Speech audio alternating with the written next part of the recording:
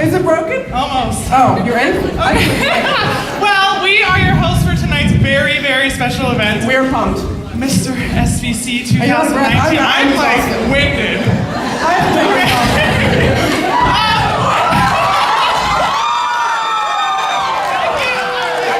It was choreographed by Katie. But anyway, if you didn't know, I'm Cece Sarovic, and I'm Hello! And we are so honored to be hosting something like this. Very This is blessed. an amazing event that we do every year, and we're very blessed to do it. So we just wanted to thank everyone who asked us to do this.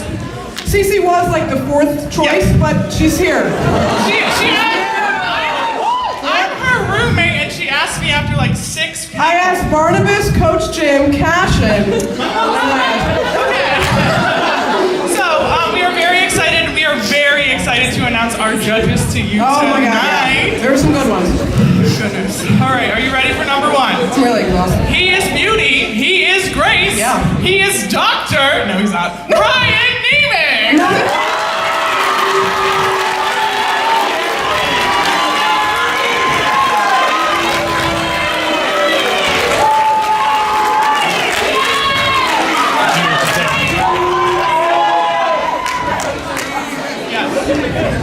Yes, very, very exciting.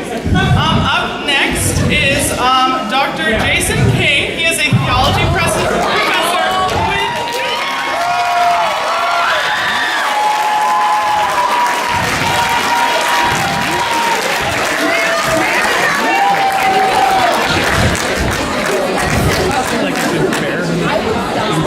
Okay, next up on our list is Susan Yakovich. She is the administrative assistant to the Dean of Study. Wow.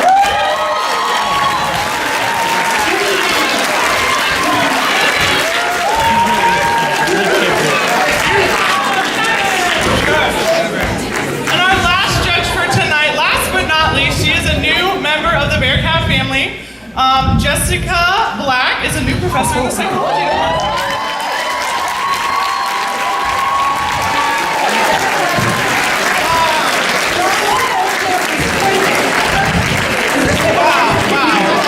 Thank you so much for judging for us tonight.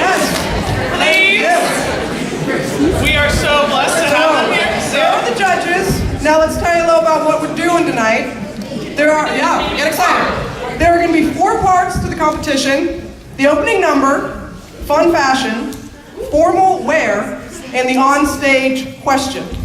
Yes. Judges, the opening number is just for everyone to enjoy. It is not a part of their scoring. Yeah. So you don't have to worry about writing anything down. It's just for us to have fun and laugh. Throw the pencils away. Pencils away. And the fun fashion portion will be scored based on tastefulness, creativity, and entertainment value.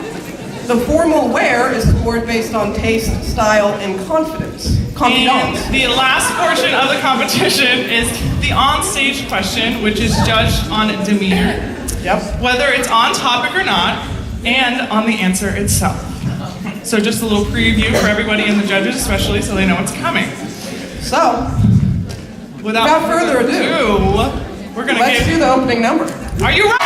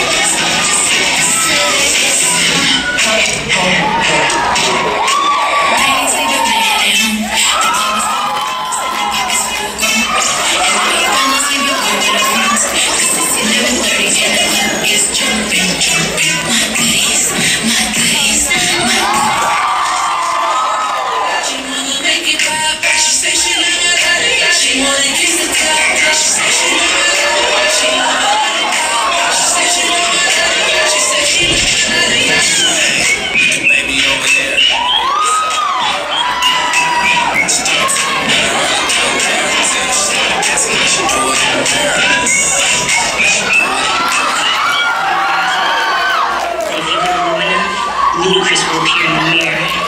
Let's try it.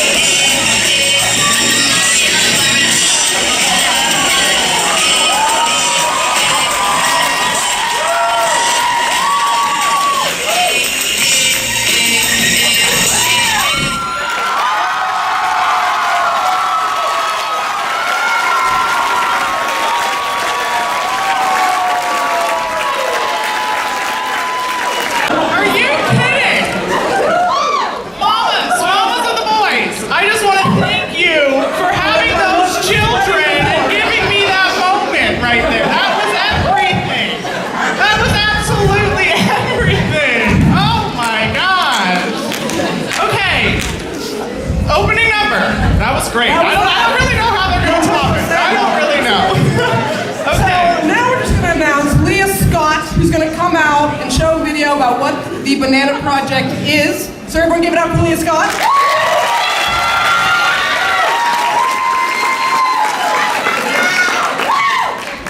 Hello? Can you hear me? Okay. Hi, my name is Leah Scott, and it is my pleasure to introduce to you the Banana Project. Hi.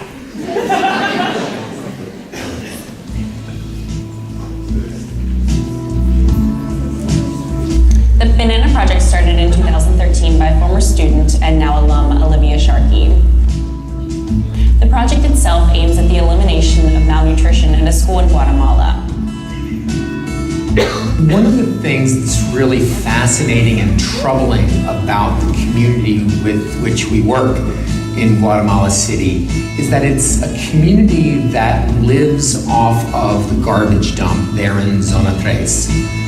People work in the garbage, and by and large, they're scavenging for recyclables that they can convert into cash.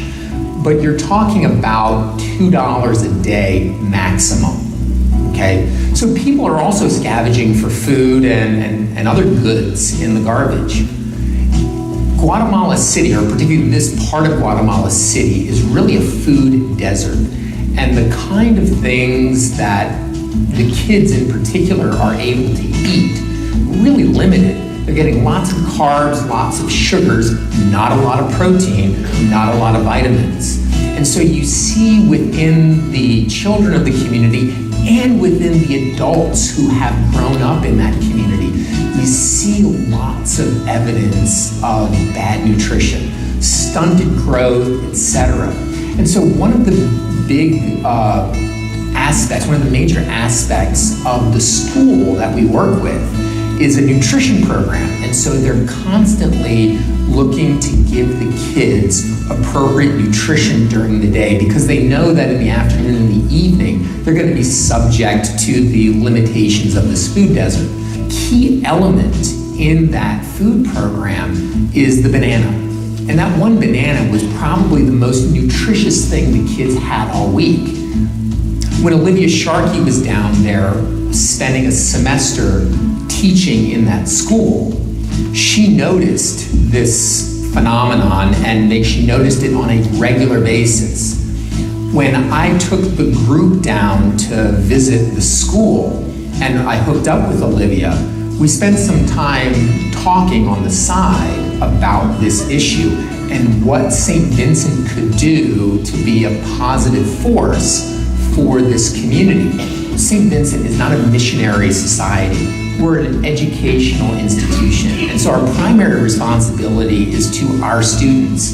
But we really wanted to give our students an understanding of the limits of our relationship and a better sense of the precise role we could play in the life of the community that we were working with. We could really tap into student government and the way in which student government does fundraising and the senior gift. And we could guarantee every kid in that school at least a second banana every week. Well, as the story goes, the fundraising was so successful that they've been able to endow the school so that they have upwards of 3 and even 4 bananas per week now. I cannot over-dramatize the kind of concrete impact those extra bananas have in the life and the well-being of those kids, because the kids in that school are from 1st grade through 6th grade. These are key developmental years, and the absence of good nutrition during those years has huge consequences down the road. And when they get good nutrition in those years, the possibilities for long-term health grow exponentially. And the only way we were able to do this is because of Olivia's vision and Olivia's long-term commitment to this community and her capacity to see what was going on, to process it, and to come up with a plan of action.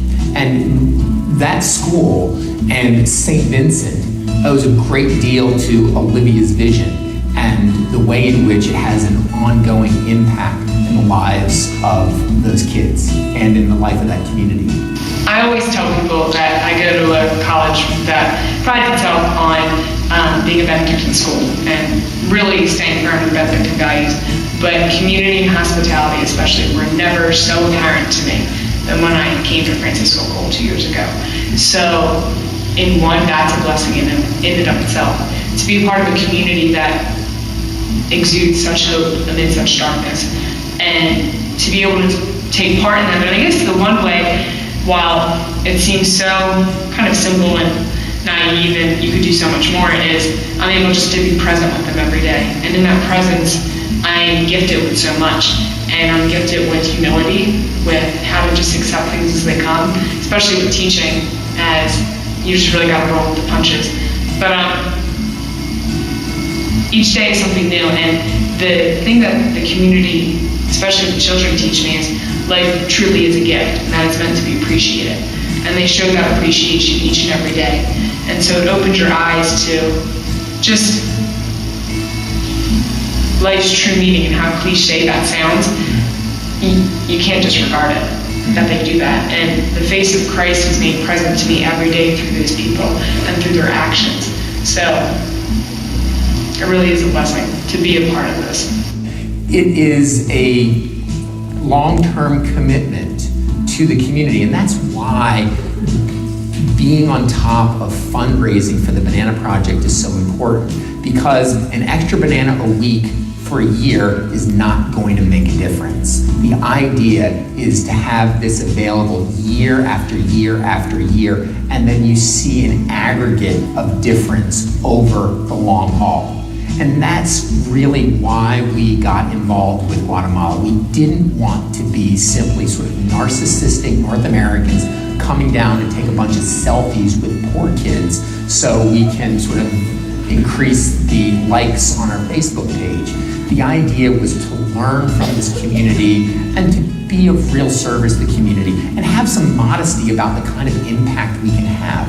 This is one concrete thing that we can do that will make a difference over the long haul in the lives of many kids.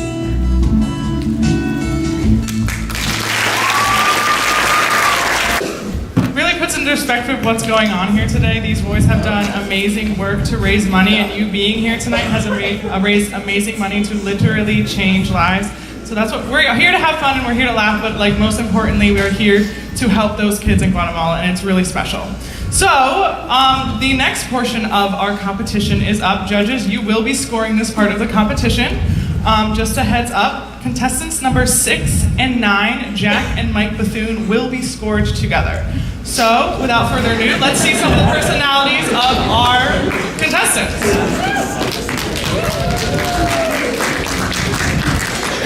Contestant number 1, Russell Clark.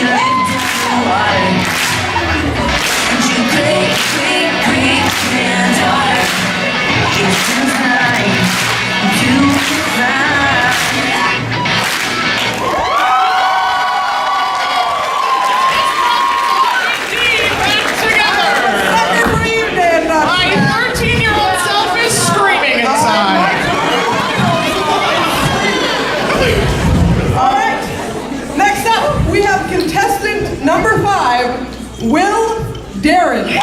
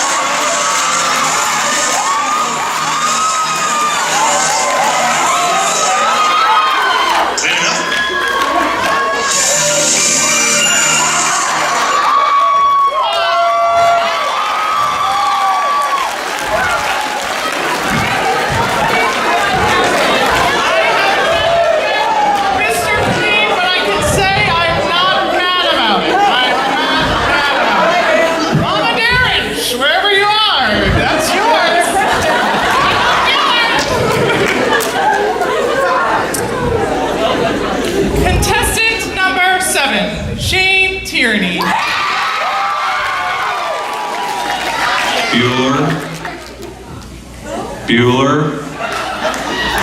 Bueller.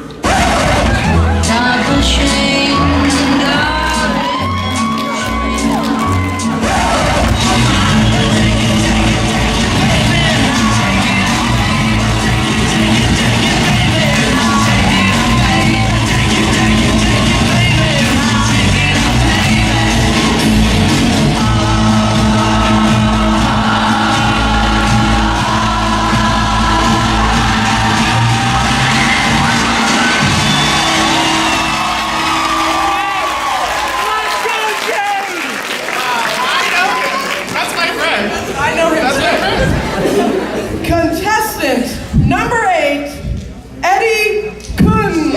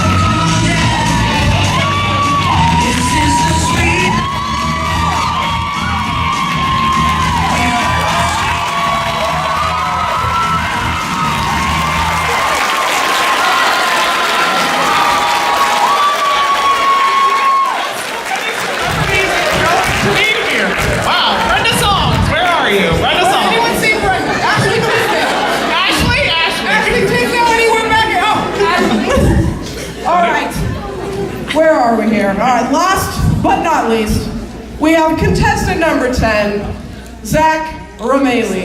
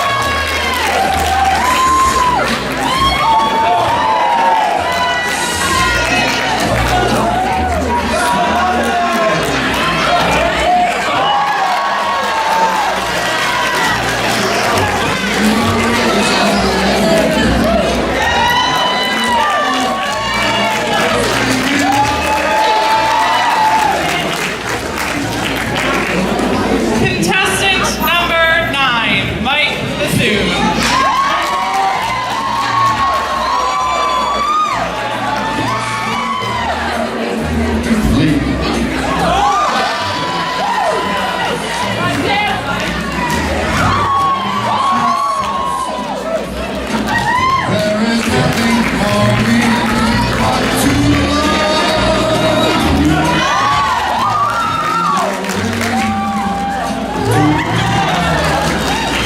And once again, last but not least, contestant 10, Zach Remaley.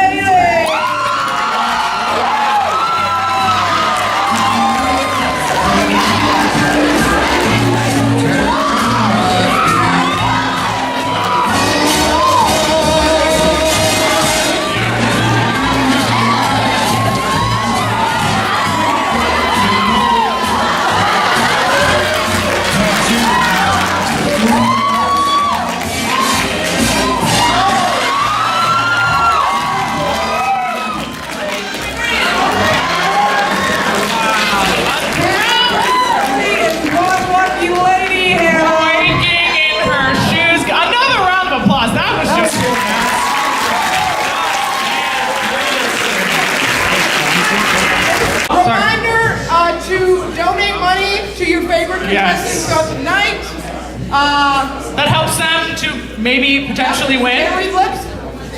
Keep doing it. That's Keep it. donating. That's it. Keep donating for the Banana Project. Yes, we love the enthusiasm, Maria. Okay. We are still talking. Guys, it is Wimmerfest this weekend. Oh, You yeah. have midnight to register. Just a heads up. Midnight for when? It's time Yes. for the On-stage question. Let's get our podium, buddy. Rock and roll with this. Okay. So, judges, let's read you again the criteria for this competition. The on-stage question is judged based on demeanor, whether it's on topic or not, and the answer to the question itself. So, contestant number 1, Russell Clark. Give him a round of applause.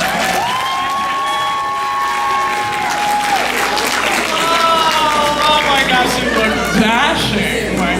Okay, Russell. Wow, you look amazing. How are you feeling? How are you feeling? With my fingers. Okay,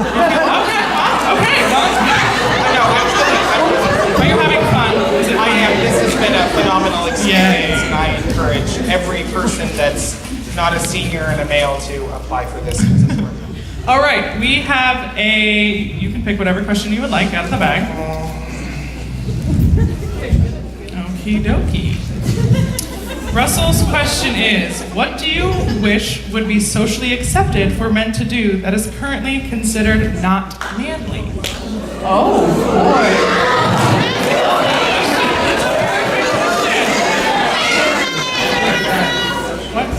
Cece, could you repeat the question? Yes, I'm sorry. What do you wish would be considered socially acceptable for men that is currently not considered manly? Well, while we've come great strides with the LGBTQ community, I think that there are still stereotypes against gay men, and that it is not considered manly, but I'm here to tell you, I'm a proud man and gay.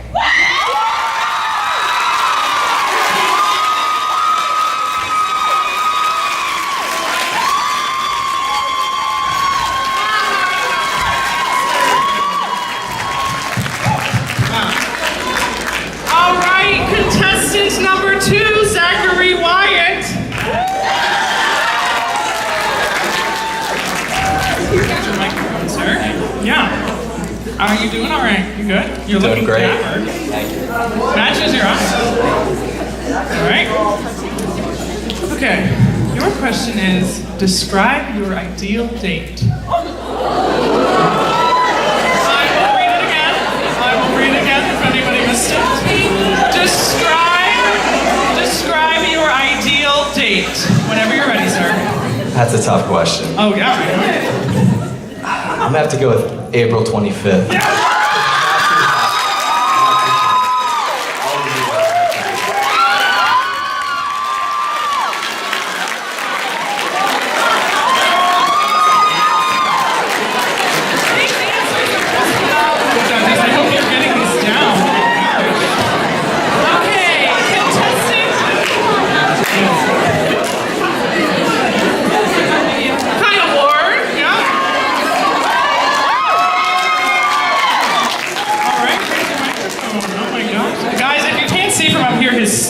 jacket here is glittery.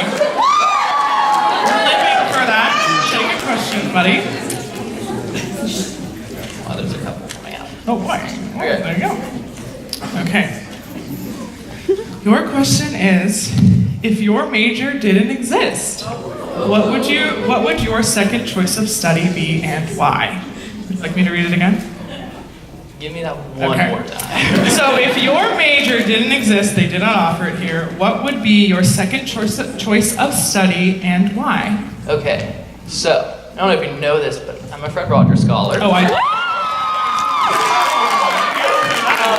And according to some, psychology isn't a major, but I think it is. That's mine. Absolutely. But if it didn't exist, I would probably go for the second most valid major is communication. For the why is because that I could use my art, like I already have knowledge in like child development and things that are appropriate for kids, and I think I could use that to make programming that's appropriate for them and, you know, do the right thing. Wow. Always.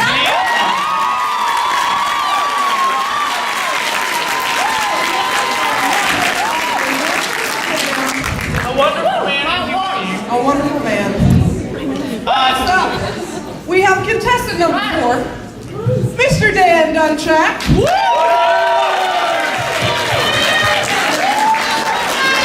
Wow. Looking great, sir.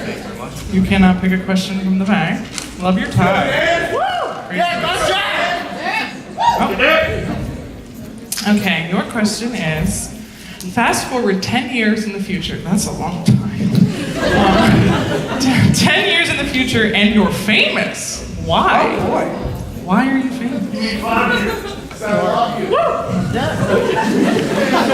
Can you repeat the question? Yes, of course. Fast forward 10 years into the future and you're famous. Why? I'd like to say that I'm a successful architect, working on large skyscrapers and managing my own hard rock band in my free time. I haven't exactly thought of a name for the band yet. I really like the name The Loincloth Gestures. That's amazing. But yeah, I'd like to build skyscrapers someday. Awesome. Well, thank you.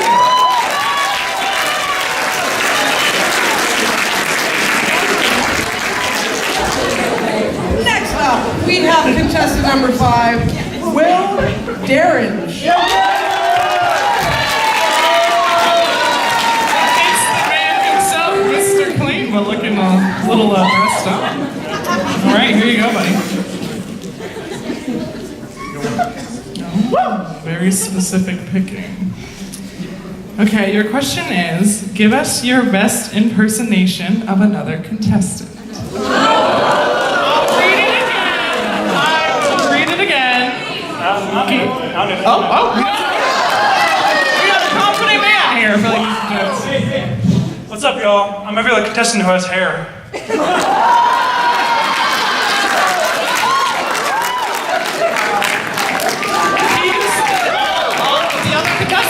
Wow, that was amazing.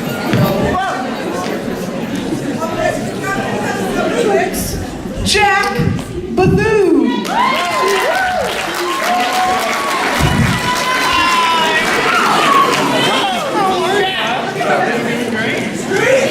Last time I saw you, like a lot longer. All right. Yep.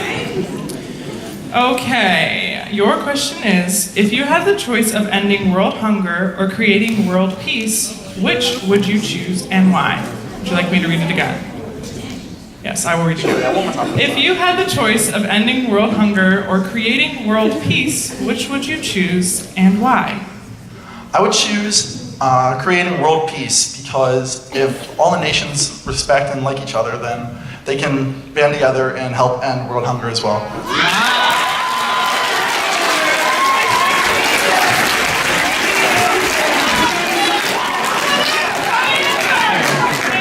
Good answer. Family Feud, I see what you're doing. Wow. Contestant 7, Shane Tierney.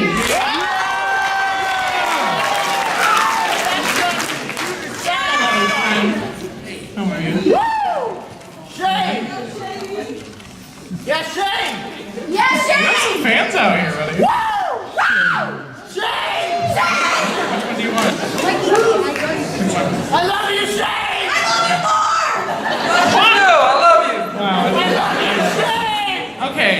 question is, what do you think is the most unusual thing about yourself? Again, what do you think is the most unusual thing about yourself? I would say most unusual thing is that I am full of random facts. Like trivia? Like, do you know how much saliva you produce in a year? No, tell me. It's enough to fill 2 swimming pools.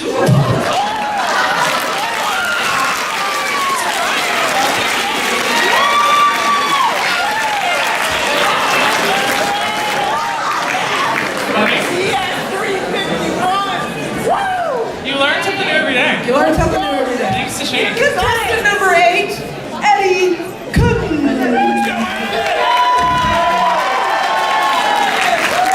Wow, looking fantastic, sir. I love it, I love it, I love it. I'll take a question. Here we go. Love you, Eddie. I love you too. He's an A1 day one over there. Okay, your question is, what is one thing that you have learned about yourself through competing in this pageant? Again, what is one thing that you have learned about yourself through competing in this pageant? Well, that's pretty simple actually. According to my fellow contestants, as well as some of the people who helped coordinate this whole event, I am secretly Britney Spears.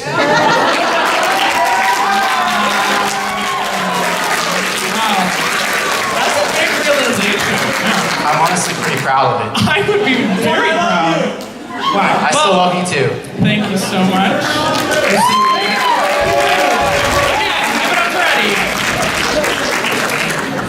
Contestant number 9, Mike Bethune.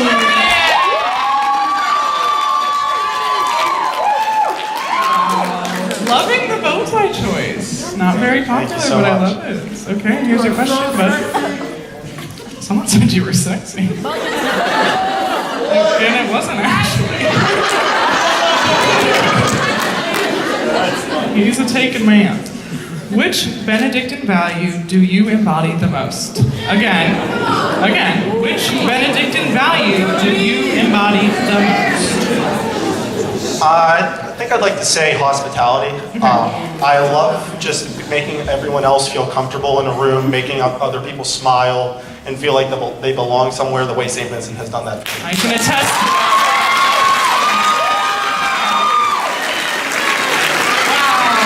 Wow. These answers are amazing. We have contestant number 10, Zach Remaley.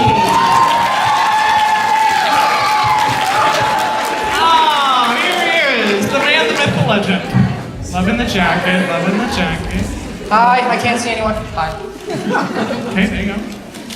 He is killing that jacket. Can I just? Yeah. I just had to say. Right here. Okay, your question is, what advice would you give to a freshman? Again, what advice would you give to a freshman? To a what? That's a great question, Cece. Oh, great question. The advice that I would give to a freshman is cherish every moment that you have here at St. Vincent. Because it goes by so quickly. You make so many friends and so many memories. And I remember back to freshman year whenever I first moved in, like it was yesterday. I mean, I'm still the same height from It would definitely be, if there's any freshmen in the audience, cherish every moment, make every friend that you can, because this place will fly. Wow.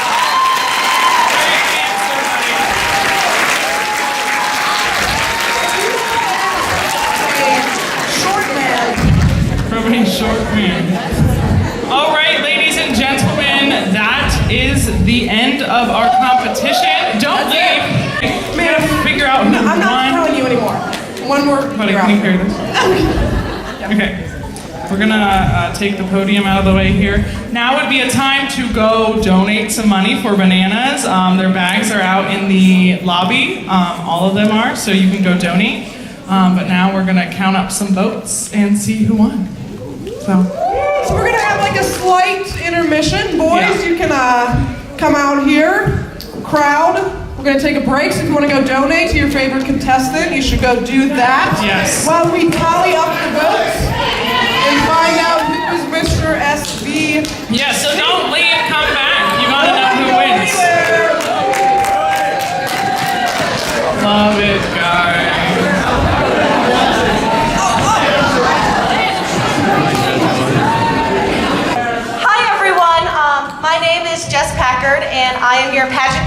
this year. As this year's director, I just want to say that organizing this event has been one of the best experiences I've had here at Saint Vincent College, and that's because of the amazing committee members, volunteers, and the outgoing senior gentlemen here on stage tonight. Specifically, I want to thank my right-hand girl, Marion Emerson.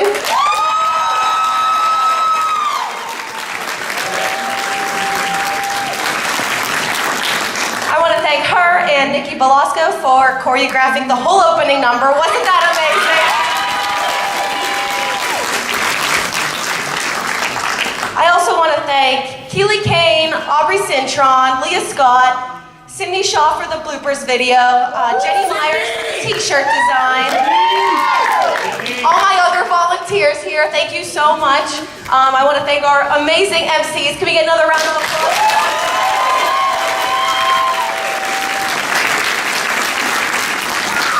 I also want to thank Kelly King and Dorian Blandino for being our amazing advisors.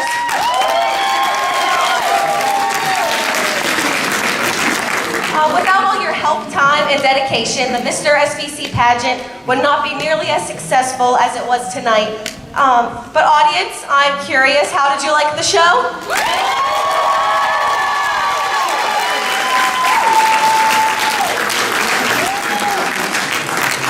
Now, before I get to the most anticipated part of the night, the crowning, I want to thank some key sponsors who made this event possible.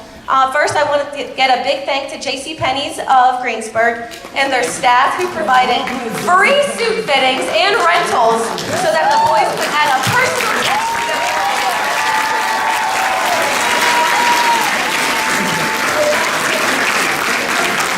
And I know you all saw the professional photos in the back, so I also want to give a big thank you to Christy Marsh for her professional photography.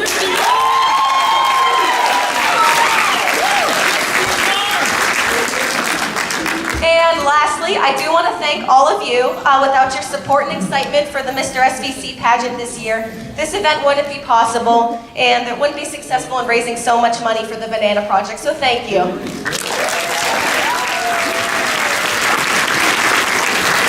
Also, I want to make one quick announcement. The Voice is tomorrow night. You can vote via Snapchat, Instagram, Twitter, so make sure you do that for your favorite contestant. And now, let's move on to the crowning. But first, do we want to know how much money we fundraised tonight?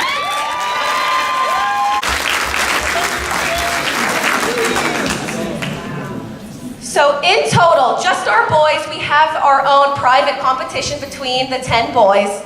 And of those 10 boys, we raised a total of $6,553.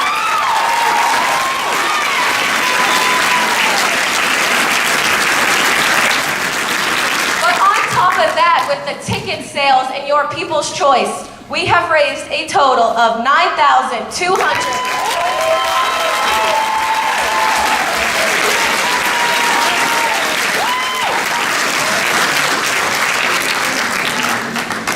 All right, so the first award goes out to our top fundraiser.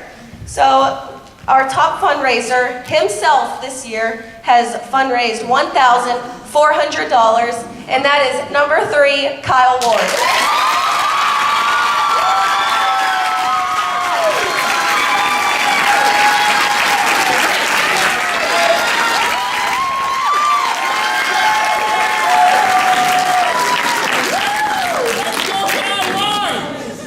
And then our next award is People's Choice. This, of course, was your opportunity to pitch your opinion of who would be Mr. SVC's by your favorite Mr. SVC contestant. And this year's People's Choice contestant number is number 1, Russell.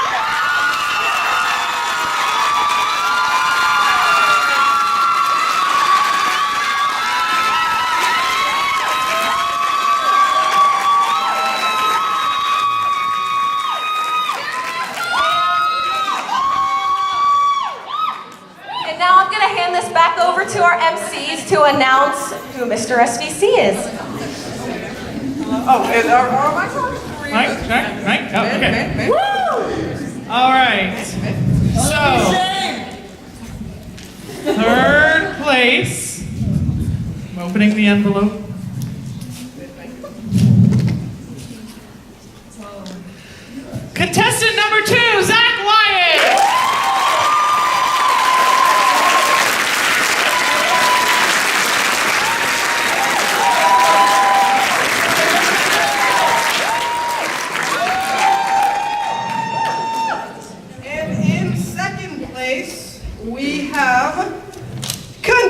number 1.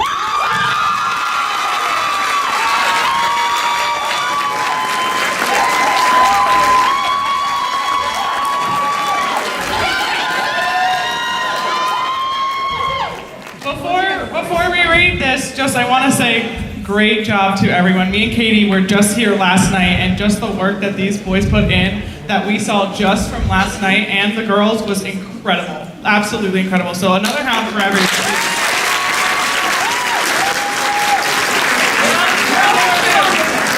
On with the show, as they say somewhere.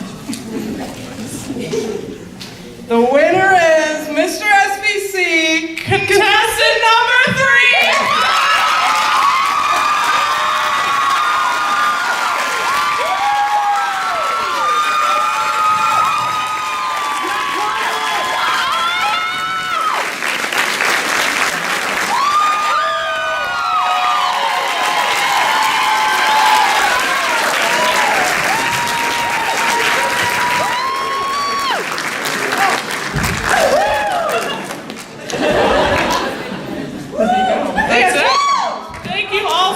For coming. That's it. That's all we have